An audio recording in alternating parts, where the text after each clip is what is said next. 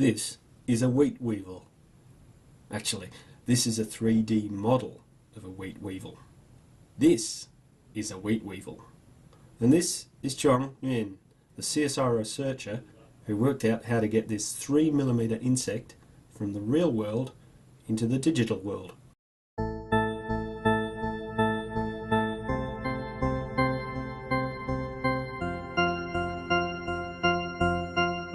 Here we have a camera sitting on a macro rail, and we have a turntable which can tilt, and then we put the specimen in the middle, right at the center of rotation.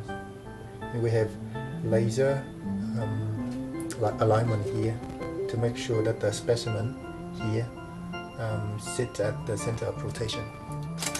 Now the camera moving and capture images at different distances from the specimen here.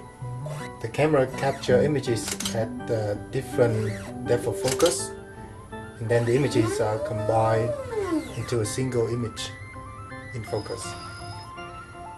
For a good result, the system will take around 4,500 images and then combine into 144 images before a 3D model can be reconstructed.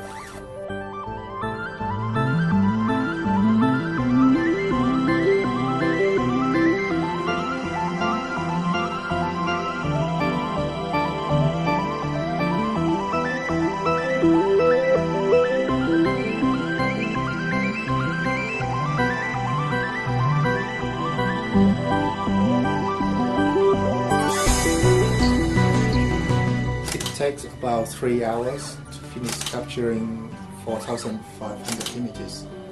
Once we got the images, we combine the images that capture from the same angle into a single in-focus image. Then we have a set of in-focus images captured at different angles, and these images becomes the input into a 3D reconstruction software to generate a 3D model. Over the next 2 or 3 decades, the world's going to be facing a series of really important challenges. We're going to have to grow twice the amount of food on the same amount of land. We're going to be having to deal with managing natural and agricultural ecosystems under environmental change. We're going to deal with emerging diseases and an increasing number of invasive species, and all of these are going to require biological knowledge. So what we need to do is accelerate the way we are populating the biodiversity knowledge bank.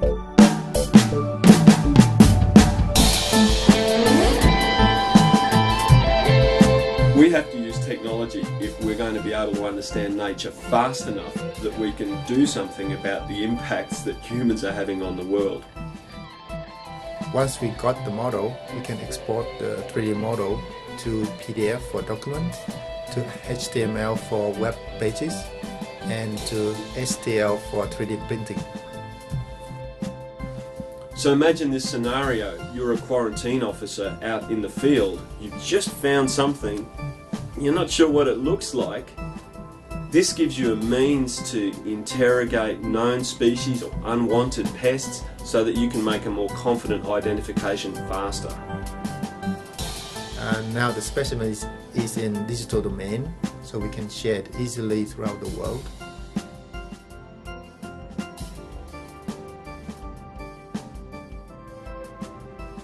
The biological collections, national collections, represent an 80-year investment in big data.